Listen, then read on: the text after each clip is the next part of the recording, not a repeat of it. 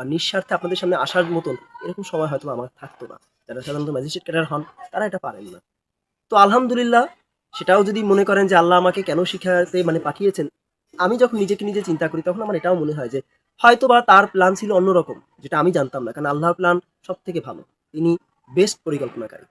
তো আলহামদুলিল্লাহ আমি ভালো আছি। এখন ভালো আছি সেটা ঠিক, যেমন ঠিক আছে তেমনি মনের ভিতরে মাঝে, মাঝে যে কষ্টগুলো হয়, মূলত সেই কষ্টগুলো শেয়ার করতে আপনাদের সামনে আসা।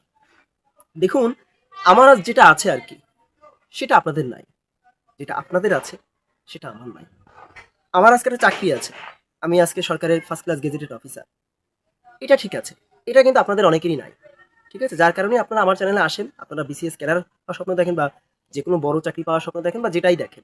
চাকরি পাওয়ার স্বপ্ন দেখেন বা নিজেকে সম্মানিত জায়গায় দেখতে চান চাকরির মাধ্যমে। এটাই আপনাদের মানে এই উদ্দেশ্যে আপনারা আমাদের কাছে আসেন বা আমার কাছে আসেন। আর আমার যেটা নাই আরকি, তা হচ্ছে আপনাদের বয়সটা আছে। আমার সেই বয়সটা নাই। বুঝতে পেরেছেন? যে ছবিটা আমি আপনাদেরকে ১ম এ দেখিয়েছিলাম, ওই ছবিটার উদ্দেশ্য ছিল এইটাই, দেখানোর উদ্দেশ্য ছিল এইটাই। যখন আমি শুনেছিলাম যে বয়স ৩৫ করা হবে, তখন থেকে মনের ভিতরে সে যে কি পাগলের মতো আগ্রহ, সে যে কি উত্তেজনা, মানে মনে হলো যেন আমার কাছে ঈদ নেমে এসেছে। মনে হলো যেন আমি মানে হাতে চাঁদ পেয়েছি। আপনাদের আমি বুঝাতে পারবো না আসলে এটা কেমন এক্সাইটমেন্ট। বুঝতে পেরেছেন? আমি মানে বই নিয়ে আবারও পড়তে শুরু করেছিলাম। জীবনকে আবার নতুন করে খুঁজতে শুরু করেছিলাম। আমার মনে হয়েছিল যে এই বুড়ো বয়সে এসেও যত কষ্ট হোক, আমি এবার আমার সবটা দেখে ছাড়বো, যে আমি দেখি প্রশাসনটা পাই কিনা। আসলে আশা যাদের নাই তাদের কোনো সমস্যা নাই।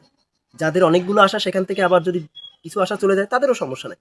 কিন্তু যার একটাই আশা বা স্বপ্ন সেটা যখন ভেঙে যায় বা ধরেন অনেক কাছে যেয়ে যখন ভেঙে যায়, এইটা আসলে বিয়ার করা একটা মানুষের পক্ষে খুব টাফ হয়ে যায়।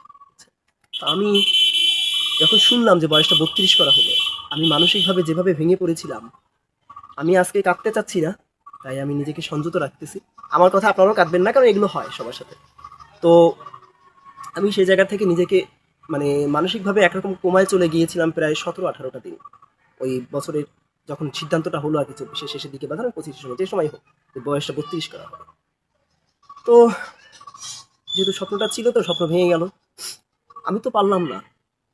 আমার চাকরি আছে, আমি ফার্স্ট ক্লাস গেজেটেড অফিসার। এটা আপনাদের নাই, আপনাদের এইখানে কষ্ট। কিন্তু এটা কিন্তু আপনারা পাবেন। আপনারা যদি কষ্ট করেন এটা কিন্তু আপনারা পেয়ে যাচ্ছেন। কিন্তু আপনাদের যেটা আছে সেই বয়সটা আমার নাই ভাই। বয়সটা যদি আমার থাকতো, হয়তো আমি আরেকবার চেষ্টা করতাম।